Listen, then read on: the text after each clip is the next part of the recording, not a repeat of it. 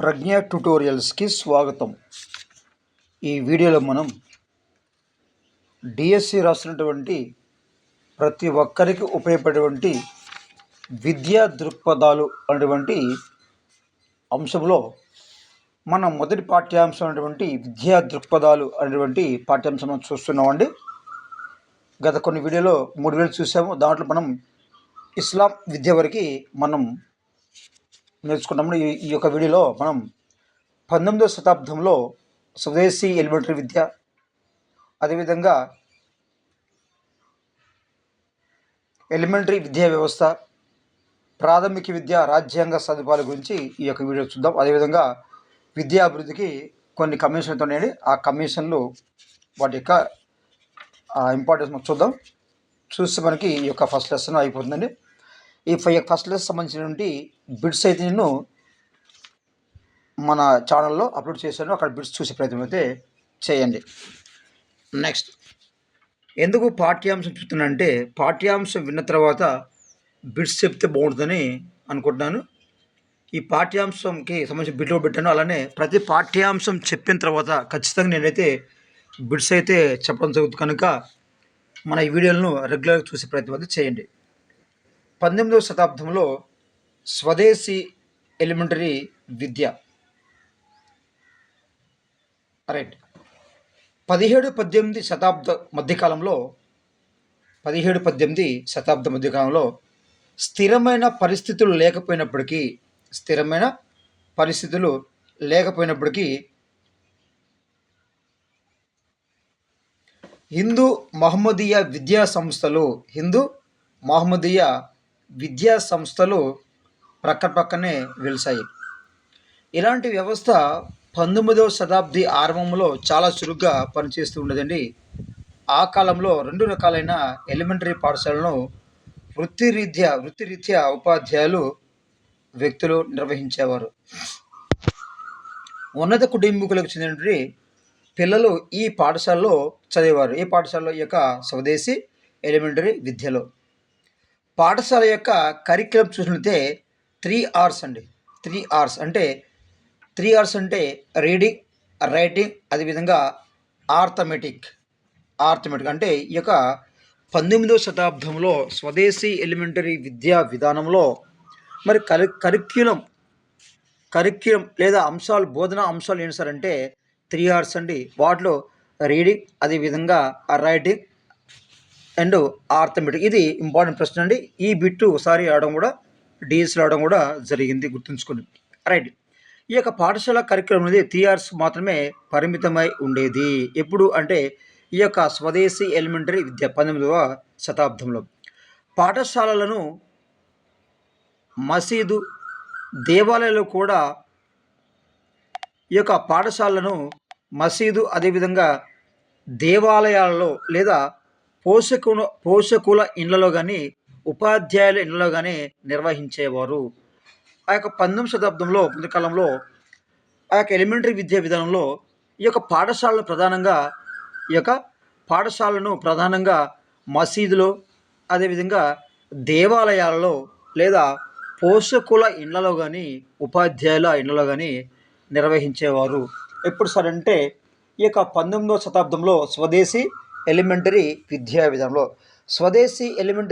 విధానంలో కరిక్యులం ఏంటంటే మనకు 3 R's: రీడింగ్, రైటింగ్, ఆర్థమెటిక్. మరి స్వదేశీ ఎలిమెంటరీ విద్యా విధానంలో మరి ఎక్కడ బోధించేవారు అంటే ప్రధానంగా ఈ యొక్క పాఠశాలలో మసీదులో కానీ, అదే దేవాలయాల్లో కానీ, లేదా పోషకుల ఇళ్లలో కానీ లేకపోతే ఉపాధ్యాయుల యొక్క ఇళ్లలో కానీ బోధించేవారు ఈ యొక్క స్వదేశీ ఎలిమెంటరీ విద్యా విధానంలో. ఇక నెక్స్ట్ పోతే ముద్రించిన పుస్తకాలు కానీ ఈ యొక్క విద్యా విధానంలో ముద్రించినటువంటి పుస్తకాలు కానీ కాగితాలు కానీ వాడలేదండి. ముద్రించిన పుస్తకాలు కానీ అదేవిధంగా కాగితాలు కానీ వాడలేదు. కానీ ఉపాధ్యాయులు విద్యార్థులపై వ్యక్తిగత శ్రద్ధ చూపేవారు.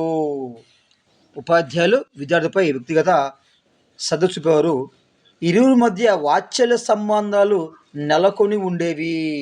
ఈ యొక్క ఉపాధ్యాయుడు అదే విద్యార్థులు ఈ యొక్క ఇరువురి మధ్య వాత్సల్య సంబంధాలు, ప్రేమపూరితమైన సంబంధాలు మరి నెలకొల్పబడి ఉండే. అంటే ఒకరికి అవినాభావ సంబంధం అనేది ఉండేదన్నమాట. రైట్. ఇకపోతే ఫెబ్బా లేదా దీన్ని మనం మళ్ళీ పర్యవేక్షిత అంటామండి. ఫెబ్బా లేదా పర్యవేక్షిత, ఫెబ్బా లేదా పర్యవేక్షిత అంటే మనము ఫెబ్బా పర్యవేక్షిత మానిటోరియల్ పద్ధతిలో ఏ పద్ధతి అండి? మానిటోరియల్ పద్ధతి అనేది అమల్లో ఉండేదండి. మానిటరీ పద్ధతి అనేది ఫెబ్బా అది మనం పర్యవేక్షించడం లేదా మానిటోరియల్ పద్ధతిలో అమల్లో ఉండేది. ఈ యొక్క స్వదేశీ ఎలిమెంటరీ విద్య 19వ శతాబ్దంలో ఈ యొక్క స్వదేశీ ఎలిమెంటరీ విద్యా విధానంలో. ఇక నెక్స్ట్ పోతే కాలక్రమేణా స్వదేశీ పాఠశాలలు అనేవి కనుమరుగయ్యాయి. ఈ యొక్క ఎలిమెంటరీ విద్య కారణంగా మరి స్వదేశీ పాఠశాలలు కాలక్రమేణా కనుమరుగయ్యాయండి. ఇక నెక్స్ట్ పోతే 19వ శతాబ్దంలో ఎలిమెంటరీ విద్యా వ్యవస్థ వచ్చిందండి. ఎలిమెంటరీ విద్యా వ్యవస్థ వచ్చింది క్రీస్తకం 1813 నుంచి, క్రీస్తకం 1813 నుంచి ఈస్ట్ ఇండియా కంపెనీ విద్యా బాధ్యతను స్వీకరించింది. ఈస్ట్ ఇండియా కంపెనీ ఎప్పుడండి? 1813. ఇది year important. East India company ఈ యొక్క విద్యా బాధ్యతను స్వీకరించింది. ఇక నెక్స్ట్ పోతే 19వ శతాబ్ది ఆరంభంలో 19వ శతాబ్ది ఆరంభంలో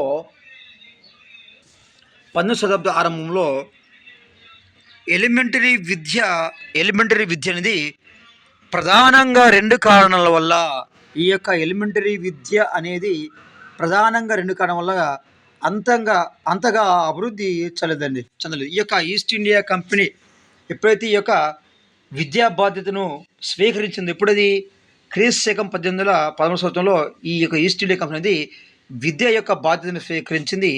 ఈ యొక్క 19వ శతాబ్ది ఆరంభంలో ఈ యొక్క ఎలిమెంటరీ విద్యా విధానం ప్రధానంగా 2 కారణాల వల్ల అంతగా అభివృద్ధి చెందలేదండి. ఒకటేమో అధోముఖ వడపోత సిద్ధాంతమును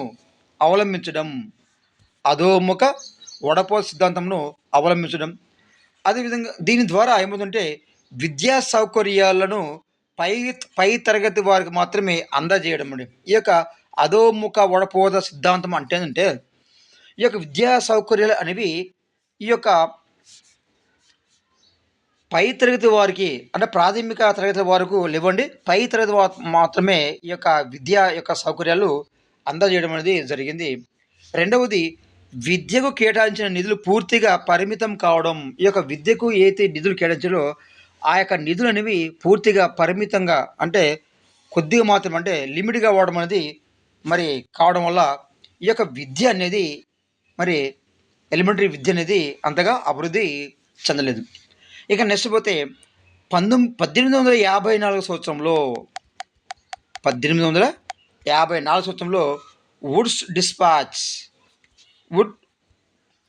వుడ్స్ డిస్పాచ్ తిరిగి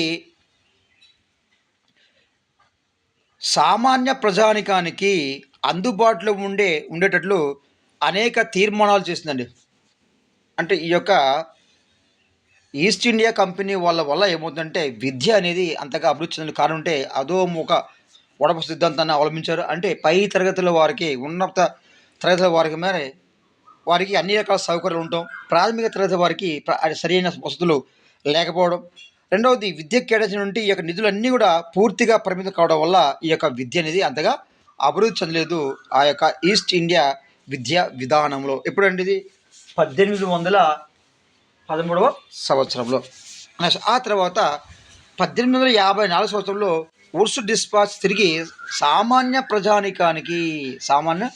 ప్రజానికానికి విద్య అనేది అందుబాటులో ఉండేటట్లు అనేక తీర్మానాలు అయితే చేస్తుందండి ఈ యొక్క వుడ్స్ కంపెనీ. ఎప్పుడంటే వుడ్స్ డిస్పాచ్ అటువంటి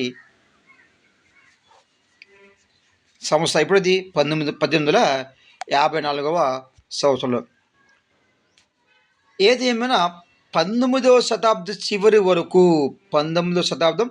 చివరి వరకు ప్రాథమిక విద్య ఎలాంటి ప్రగతి సాధించలేదండి. ప్రాథమిక విద్య అనేది ఎలాంటి ప్రగతి సాధించలేదు. ఆ తర్వాత 1902వ సంవత్సరంలో లార్డ్ కర్జన్ అటువంటి భారతీయ విద్యాలయ కమిషన్ను నియమించి విద్యా వ్యాప్తికి చొరవ చూపారు. ఈ యొక్క లార్డ్ కర్జన్ అటువంటి ఒక వ్యక్తి, ఈ విద్యావేత్త మరి భారతీయ విద్యా కమిషన్ విశ్వవిద్యాలయాల కమిషన్ నియమించి ఈ యొక్క విద్యావేత్త చొరవ చూపించారు. ఆ తర్వాత 1901లో 1901వ సంవత్సరంలో విద్యా సదస్సును నిర్వహించి ప్రాథమిక స్థాయి నుంచి ప్రాథమిక స్థాయి నుంచి విశ్వవిద్యాలయాల స్థాయి వరకు ఉన్న విద్యా సమస్యలను చర్చించారు. ఈ యొక్క ఎప్పుడు 1901వ సంవత్సరంలో సీమ్లాల్ అనేటువంటి ఈ యొక్క సదస్సులు నిర్వహించడం ద్వారా. కానీ ఈ యొక్క కమిషన్లో భారతీయులు ఎవరిని సభ్యులుగా నియమించకుండా భారతీయుల మనోభావాలకు తీవ్ర విఘాతాన్ని కలిగించారు. సీమ్లా అనేటువంటి ఈ యొక్క సదస్సులో ఎవరు కూడా భారతీయులు పాల్గొనలేదండి. మరి వీరు ఏం చేశారంటే సీమ్లా సదస్సులో 1901 ఈ యొక్క సీమ్లా సదస్సులో విద్యా సదస్సు నిర్వహించి ప్రాథమిక స్థాయి నుండి విశ్వవిద్యాలయ స్థాయి వరకు ఉన్నటువంటి విద్యా సమస్యలు చర్చించారు. కానీ ఈ కమిషన్లో భారతీయులు ఎవరిని నియమించకుండా భారతీయుల యొక్క మనోభావాలకు తీవ్రమైన విఘాతాన్ని కలిగించాడు. ఆ తర్వాత 1904లో కర్జన్ ఎలిమెంటరీ పాఠశాలల నిర్వహణ కోసం ఉపాధ్యాయుల నియామకం అదేవిధంగా నిధులను చేపట్టారు. మొట్టమొదటిసారిగా ఈ యొక్క 1904వ సంవత్సరంలో కర్జన్ ఏం చేశారంటే ఎలిమెంటరీ పాఠశాల యొక్క నిర్వహణ కోసం ఉపాధ్యాయుల నియామకం అదేవిధంగా నిధులు చేపట్టారు. ఈ యొక్క లార్డ్ కర్జన్ 1904వ సంవత్సరంలో. 1901-21 మధ్యకాలంలో అనేక మంచి పరిణామాలు చోటు చేసుకొని ఎలిమెంటరీ విద్యా వ్యాప్తికి దోహదపడినాయి. వీరు చేసినటువంటి ఈ యొక్క కృషి ఫలితంగా ఏమవుతుందంటే 1901 అదేవిధంగా 1921 నుండి 21వ మధ్యకాలంలో అనేక మంచి పరిణామాలు చోటు చేసుకొని మరి ఎలిమెంటరీ విద్యా విధానానికి తోడ్పడినాయి. ఇక నెక్స్ట్ పోతే భారతీయ కాంగ్రెస్ చేపట్టిన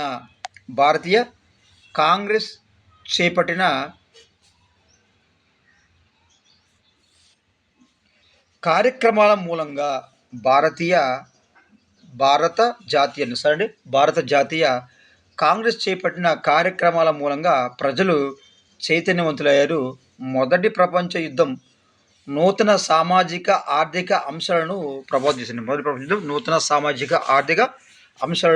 చేసింది. దాని ఫలితంగా ఆడపిల్లలకు చదువు చెప్పించాలనే ఆకాంక్ష మరి తల్లిదండ్రుల్లో పెరిగింది.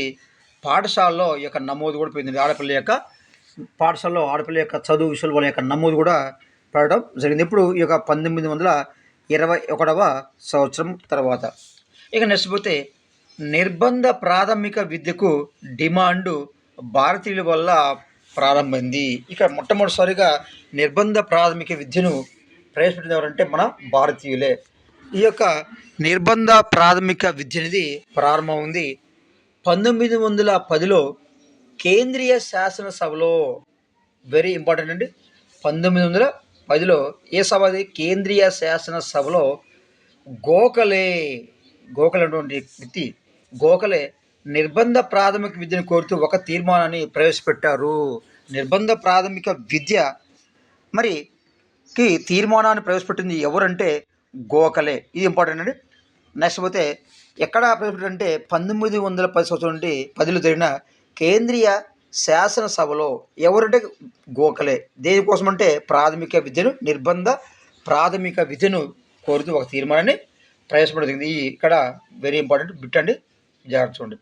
ఇక నెక్స్ట్ పోతే 1911లో దీనికి సంబంధించిన బిల్లు, దేనికి ఈ యొక్క నిర్బంధ ప్రాథమిక విద్యకు సంబంధించిన బిల్లు ఈ యొక్క 1911లో మరి ఈ యొక్క బిల్లు అనేది సభలో మిగిలిపోయినప్పటికీ ప్రజల దృష్టికి ప్రాథమిక విద్య అమలుపై అంటే ఈ యొక్క బిల్లు అయితే ప్రవేశపెట్టారు. కానీ ఈ యొక్క 1911వ సంవత్సరంలో ఈ యొక్క బిల్లు మాత్రము ఈ యొక్క సభలో నిలిచిపోయిందండి. మరి ఈ సభలో మిగిలిపోయినప్పటికీ ఈ యొక్క బిల్లు సభలో మిగిలిపోయినప్పటికీ ప్రజల దృష్టిని ప్రాథమిక విద్య అమలు మళ్లించగలిగిందండి. ప్రజల దృష్టి అనేది ప్రాథమిక విద్యపైన అమలు మళ్లించగలిగింది. ఫలితంగా ప్రభుత్వం పైన ఒత్తిడి పెరిగింది. ప్రభుత్వం దీనికి నిధులను పెంచిందండి. ఇక్కడ 1910లో తీర్మానం చేసినప్పటికీ ఇక్కడ 1911లో తీర్మానం ఆగిపోయింది. కానీ ప్రజల్లో దీనిపైన దృష్టి నిలపడం వల్ల మరలా ప్రభుత్వం పైన ఒత్తిడి పెరిగి మరి ఈ యొక్క ప్రభుత్వం మరి యొక్క నిర్బంధ ఉచిత ప్రాథమిక విద్యకు మరి నిర్బంధ విద్యకు మరి ఈ యొక్క ఉచిత గారి నిర్బంధ విద్యకు ఈ యొక్క ఒత్తిడి పడడం వల్ల ప్రభుత్వం దీనికి ఏమైందంటే నిధులని పెంచడం అయితే జరిగింది. ఇది ఎవరు ప్రవేశపెట్టారంటే గోఖలే. ఎప్పుడంటే 1910వ సంవత్సరంలో. ఎక్కడంటే కేంద్రీయ శాసన సభలో. ఇది గుర్తుంచుకోవాలి. ఇక నెక్స్ట్ పోతే 1921 తర్వాత ఈ యొక్క తీర్మానం తర్వాత అండి 1921 తర్వాత కాలంలో ప్రాథమిక విద్య అనేది ఎలా ఉంది చూద్దాం. 1921 సంవత్సరం ఎలిమెంటరీ విద్యా చరిత్రలో ఒక మైలురాయి అయిందండి. ఎలిమెంటరీ విద్యా చరిత్రలో మైలురాయి చెప్పవచ్చు. ఎప్పుడు సార్ అంటే 1921 సంవత్సరం. ఈ సంవత్సరంలో ఎలిమెంటరీ విద్యను భారతీయ మంత్రులకు అప్పగించడమైంది. ఈ యొక్క 1921 సంవత్సరంలో ఎలిమెంటరీ విద్య అనేది ఒక చరిత్రలో ఒక మైలురాయిగా నిలిచింది. ఇదే సంవత్సరంలో ఈ యొక్క ఎలిమెంటరీ విద్యను భారతీయ మంత్రులకు అప్పగించడమైంది. ఇకపోతే నిర్బంధ ప్రాథమిక విద్యను త్వరితంగా అభివృద్ధి చేయవచ్చునని ఇది ప్రాథమిక విద్య జనీకరణకు నాంది పలుకుతుందని ఆశించడమైంది. కానీ ఫలితాలు ఆశించినప్పటికీ వాటికి విరుద్ధంగా ఉండడం వల్ల 1929లో హార్టాగ్ కమిటీని నియమించి పరిస్థితిని అంచనా వేయవలసిందిగా ఆదేశించారు. ఈ యొక్క కమిటీ అంటే 1921లో మరి ఈ యొక్క విద్యా చరిత్రల యొక్క ఎలిమెంటరీ విద్యని మైలురాయి అయినప్పటికీ మరి కొంత అభివృద్ధి మరి ఆగిపోవడం వల్ల మరి 1929 సంవత్సరంలో హార్టాగ్ కమిటీని నియమించి ఈ యొక్క పరిస్థితిని అంచనా వేసిందిగా మరి ఆదేశించడం జరిగింది. ఈ యొక్క కమిటీ ఈ యొక్క హార్టాగ్ అనే కమిటీ స్థానిక సంస్థలు అనుభవం లేనివని స్థానిక సంస్థలు ఈ యొక్క హార్టాగ్ కమిటీ అంటే స్థానిక సంస్థలు అనుభవం లేనివని ఫలితంగా స్తబ్దత చోటు చేసుడుగా అంచనా వేశారు. ఎందుకు ఈ యొక్క నిర్బంధ విద్య ఎందుకు ఆగిపోయింది అంటే ఈ యొక్క హార్టాగ్ కమిటీ ఏం చెప్పిందంటే మరి ఈ యొక్క స్థానిక సంస్థల అనుభవం లేకపోవడం వల్ల అదేవిధంగా స్తబ్దత చోటు చేసుకోవడం వల్ల మరి ఈ యొక్క విద్య అనేది ఆగిపోయిందని ఈ యొక్క అంచనా వేయడం జరిగింది ఈ యొక్క హార్టాగ్ కమిటీ. అందువల్ల స్థానిక సంస్థలను సందర్శించి తనిఖీ నిర్వహించి విద్యా ప్రగతికి అవసరమైనటువంటి సౌకర్యాల కోసం అధికారులతో తరచుగా చర్చించేటట్టు చేసి తగిన చర్యలు తీసుకోవాల్సిందిగా సిఫార్సు చేశారు ఈ యొక్క హార్టాగ్ కమిటీ. ఇది హార్టాగ్ కమిటీ అండి. హార్టాగ్ కమిటీని ఎప్పుడు ఏ సంవత్సరంలో మరి ప్రవేశపెట్టారంటే 1929 సంవత్సరంలో మనం గుర్తుపెట్టుకోండి. ఇయర్స్ అడుగుతాడు. ఇక నెక్స్ట్ ప్రశ్న 1937లో లేదా 1937 సంవత్సరంలో ప్రాంతీయ చట్టాన్ని ప్రవేశపెట్టారు. ఫలితంగా ప్రాంతాల వారీగా నిర్బంధ విద్యకు ప్రణాళికలను సిద్ధం చేశారు. అదేవిధంగా నిధులను సమకూర్చారు. 1937లో వార్దాలో వెరీ ఇంపార్టెంట్ అండి. ఇది వెరీ వెరీ ఇంపార్టెంట్. చూద్దామండి. 1937 సంవత్సరంలో ఈ యొక్క ప్రాంతీయ చట్టాన్ని ప్రవేశపెట్టారు. ఫలితంగా ప్రాంతాల వారీగా ఈ యొక్క నిర్బంధ విద్యకు ప్రణాళిక ఏర్పాటు చేశారు. నిధులు సమకూర్చారు. నెక్స్ట్ పోతే 1937లో వార్ధాలో మహాత్మా గాంధీ బేసిక్ విద్యా విధానాన్ని ప్రవేశపెట్టారు. బేసిక్ విద్యా విధానాన్ని ప్రవేశపెట్టింది ఎవరు అడుగుతండి? ఎవరు? మహాత్మా గాంధీ. ఎక్కడ ప్రవేశపెట్టారంటే వార్ధాలో. ఏ సంవత్సరం అంటే 1937 సంవత్సరంలో ప్రవేశపెట్టారు. కానీ 1939లో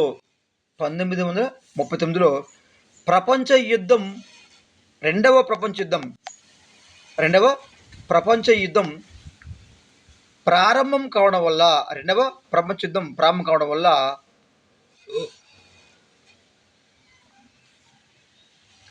ప్రపంచవ్యాప్తంగా ఆర్థిక సంక్షోభం తలెత్తి ఈ యొక్క విద్యా ప్రగతి అనేది కుంటుపడిందండి. ఈ యొక్క రెండో ప్రపంచ యుద్ధం కారణం వల్ల ఏమంటే ప్రపంచవ్యాప్తంగా ఆర్థిక సంక్షోభం తలెత్తి విద్యా ప్రగతి కుంటుపడింది.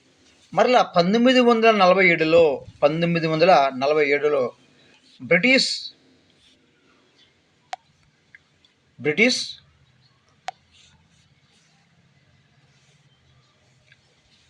పాలన ముగిసేసరికి మన దేశంలో ఉన్న విద్యా పరిస్థితి ఈ విధంగా ఉందండి. ఈ యొక్క 1947 సంవత్సరంలో 1940 సంవత్సరంలో బ్రిటిష్ పాలన అయితే ప్రారంభమైందండి. ఈ యొక్క బ్రిటిష్ పాలన మన దేశంలో ముగిసేసరికి అంటే మన దేశం నుండి వాళ్ళు వెళ్ళిపోయేసరికి మన యొక్క విద్యా పరిస్థితి అనేది ఎలా ఉందో కింద చూడండి. జాతీయ విద్యా విధానం సరిగా లేదు. అంటే బ్రిటిష్ వాళ్ళు మన దేశాన్ని వదిలిపోయిన తర్వాత మన దేశంలో ఉన్నటువంటి విద్యా విధానం ఎలా ఉంది? విద్యా విధానం ఎలా ఉందంటే దేశంలో మరి జాతీయ విద్యా విధానం అని లేదండి. దేశంలో జాతీయ విద్యా విధానం లేదు. అదేవిధంగా సెకండరీ ఉన్నత విద్యలో ఆంగ్ల భాష ఎక్కువగా అమలు ఉండేది. ఈ యొక్క సెకండరీ అదేవిధంగా ఉన్నత విద్యలో సెకండరీ అదేవిధంగా ఉన్నత విద్యలో ఆంగ్ల భాష అనేది ఎక్కువగా ఉంది. ఇక నెక్స్ట్ పోతే విద్యా విధానానికి ఒక ప్రణాళిక అనే ఆశయాలుగా లేవండి. ఈ యొక్క విద్యా విద్యా రంగానికి ఒక ప్రణాళిక కానీ ఆశయాలు కానీ లేవు. అదేవిధంగా సామాజిక అవసరాలకు విద్యా లక్ష్యాలకు ఎలాంటి సంబంధం లేకుండా లక్ష్యాలను నిర్ణయించారు. ఈ యొక్క సామాజిక అవసరాలకు అదేవిధంగా విద్యా లక్ష్యాలకు ఎలాంటి సంబంధం లేకుండా లక్ష్యాలను నిర్ణయించండి. ఇది తప్పు అండి. ఎప్పుడైనా సరే సామాజిక అవసరం తగ్గట్టుగానే విద్యా లక్ష్యాలు అనేవి ఉండాలి. ఈ యొక్క బోధనా విధానం ఇది మనకి మెథడ్లో మనకు ఉంటుందండి. రైట్.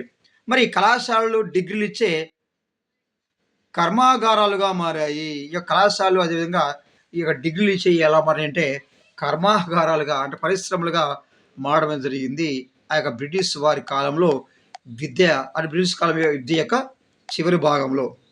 ఇక నెక్స్ట్ పోతే రాజ్యాంగ సదుపాయాలండి. ఆ కాలంలో రాజ్యాంగ సదుపాయాలు ఎలా ఉన్నాయో మనం చూద్దాం. రైట్. భారతదేశం స్వతంత్రానంతరం సర్వసత్తాక ప్రజాస్వామ్య గణతంత్ర రాజ్యంగా రూపొందింది. వయోజన ఓటింగ్ హక్కు ద్వారా ఎన్నుకోబడిన ప్రజాప్రతినిధులచే ఏర్పడిన పార్లమెంటరీ ప్రజాస్వామ్య వ్యవస్థ కలిగి ఉందండి.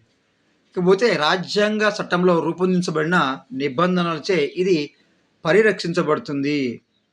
రాజ్యాంగ చట్టంలో కేవలం పరిపాలనా సంబంధమైన అంశాలే కాకుండా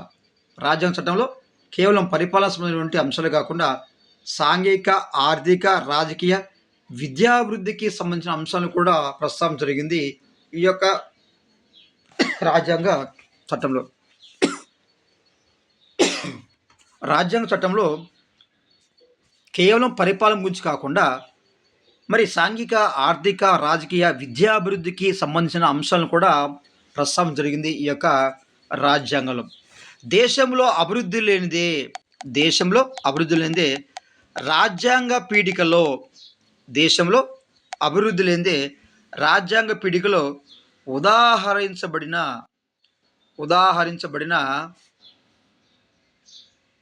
సమన్యాయం అందరికీ సమానటువంటి న్యాయమండి. సమన్యాయం అదేవిధంగా స్వేచ్ఛ, సమానత్వం, సౌభ్రతత్వం మొదలైన వాటికి వీలు లేదండి. మరి విద్యాభివృద్ధి లేనిదే ఆర్థిక, సాంఘిక, రాజకీయ ప్రగతి అనేది సాధ్యపడదు. నిరక్షరాస్యులుగా ఉన్న కోట్లాది ప్రజలు అట్టడుగు స్థాయిలో ఉంటూ ప్రతి విషయానికి ఇతరులపై ఆధారపడవలసి వస్తుంది. అందువల్ల ఏమవుతుందంటే విద్యాభివృద్ధిపై మరి దేశం యొక్క భవిష్యత్తు అనేది ఆధారపడి ఉంటుందని చెప్పచ్చు. అంటే విద్య అనేది అభివృద్ధి చెందినప్పుడు దేశం కూడా అభివృద్ధి చెందడం అనేది జరుగుతుంది. అంటే దేశం అభివృద్ధి కావాలంటే విద్య అనేది అభివృద్ధి కావాలి. అందువల్ల రాజ్యాంగంలో విద్యాభివృద్ధికి మరి దేశం అభివృద్ధి కావాలంటే విద్య అభివృద్ధి కాబట్టి ఏమంటే అప్పుడు అందువల్ల రాజ్యాంగంలో విద్య అభివృద్ధికి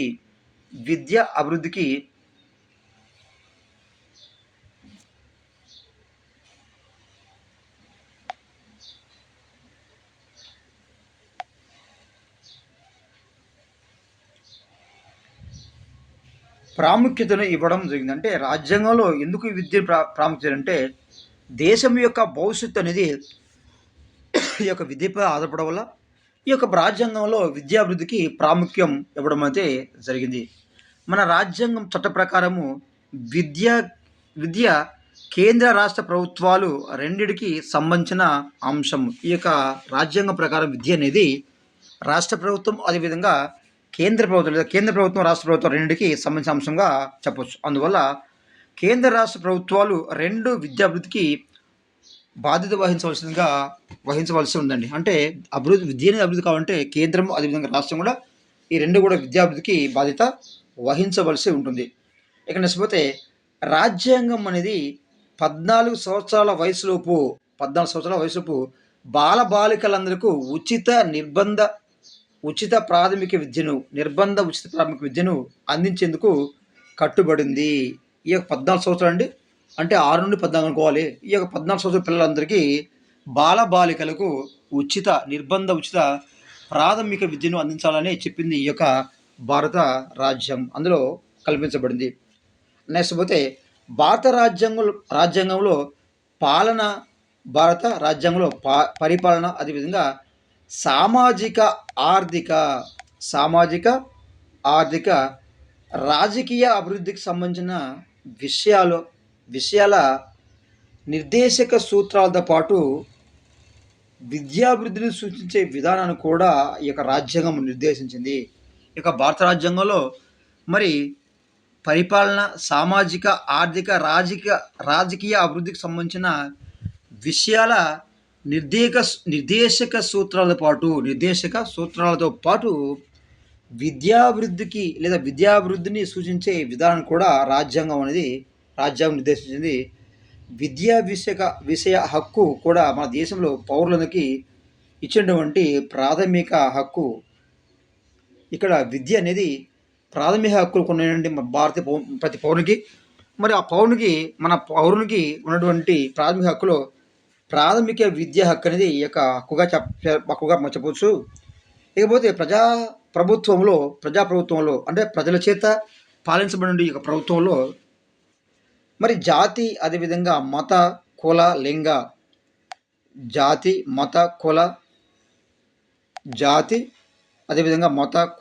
తెగ లింగ వివక్ష లేకుండా ప్రతి వ్యక్తి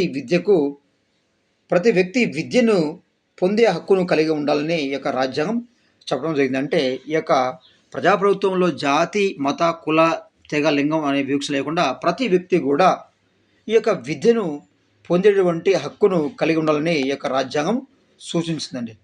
ఇక లేకపోతే రాజ్యాంగం సార్వత్రిక ప్రాథమిక విద్యను పొందేటువంటి ఈ యొక్క హక్కును 14 సంవత్సరాల పిల్లలందరికీ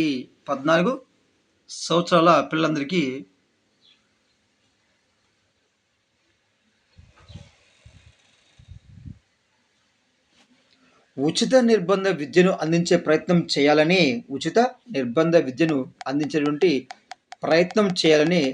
రాజ్యాంగంలోని ఆర్టికల్ 45లో ప్రవేశపెట్టండి.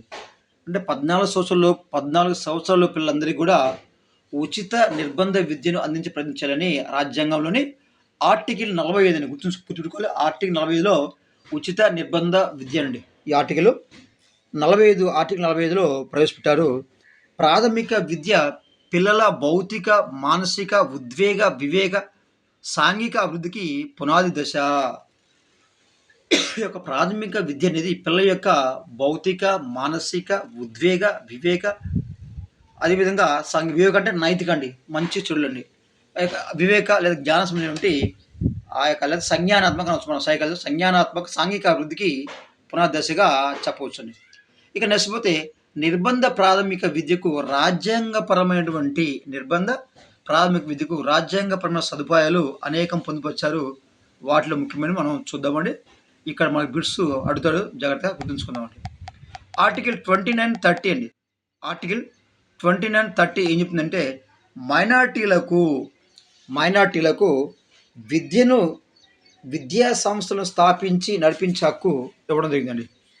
మైనార్టీలకు ఆర్టికల్ 29-30లో మైనార్టీలకు, క్రిస్టియన్ అదేవిధంగా ముస్లిం మైనార్టీలకు వాళ్ళకి వారు సొంతంగా విద్యా సంస్థలు స్థాపించి వారులే నడుపుకునేటువంటి హక్కును కల్పించారు మన యొక్క రాజ్యాంగంలో.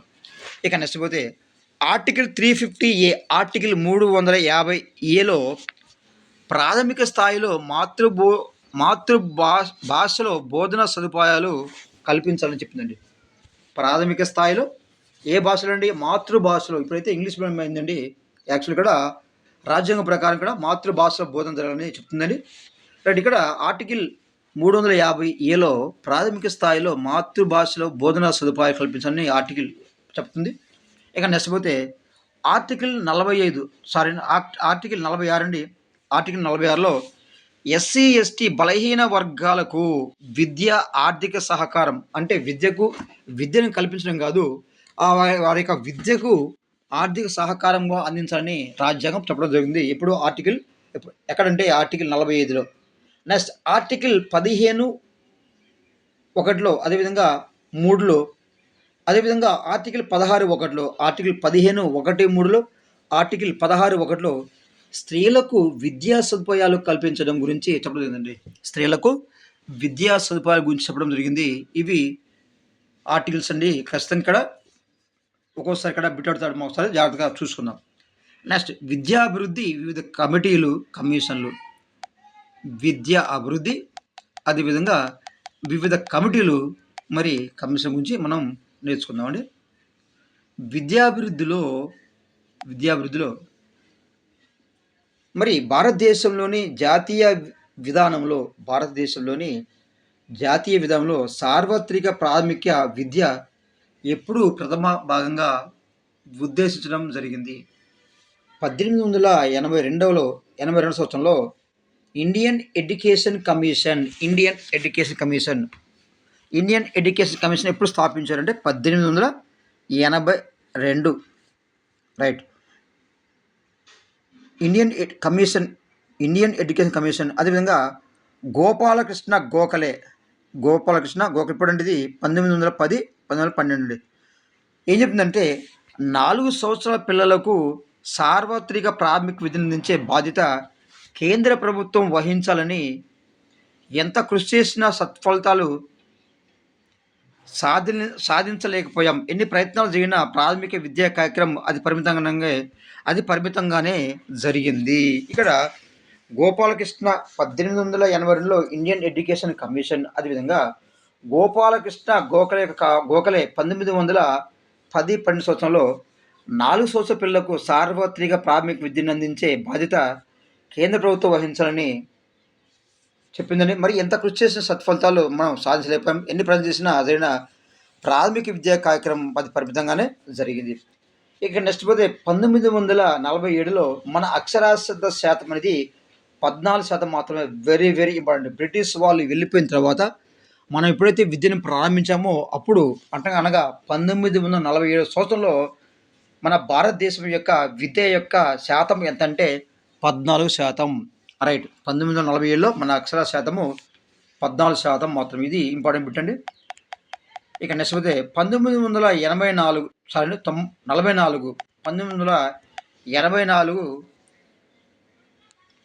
విద్యాభివృద్ధి 1944 విద్యాభివృద్ధి ప్రణాళికలో సార్వత్రిక ప్రాథమిక విద్య 6 నుండి 14 సంవత్సరాల మధ్య వయసులోని పిల్లలందరికీ 40 సంవత్సరాల వ్యవధిలో అంచెల వారీగా కార్యక్రమాలు నిర్వహించాలని అన్నారండి. ఇప్పుడు ఇది 1944వ సంవత్సరంలో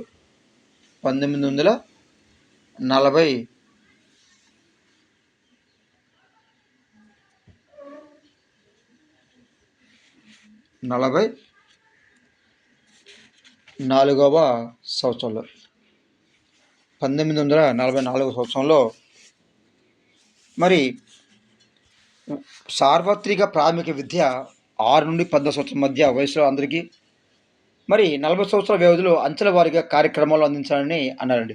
ఆ తర్వాత పంచవార్షిక ప్రణాళికల ద్వారా ఈ నిర్దేశాలను అమలుపరిచేందుకు ప్రయత్నాలు జరుగుతూనే ఉన్నాయి. ఇవి మనకున్నటువంటి రాజ్యాంగ సదుపాయాలు. నెక్స్ట్ స్వాతంత్ర పూర్వ కమిషన్లు కమిటీలు అండి. స్వాతంత్రానికి పూర్వం ఉన్నటువంటి కొన్ని విద్యా కమిషన్లు, అదేవిధంగా విద్య యొక్క కమిటీలు చూద్దామండి.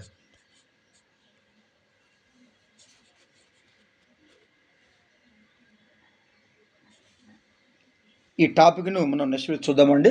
చూస్తున్నటువంటి ప్రజ్ఞా ట్యుటోరియల్.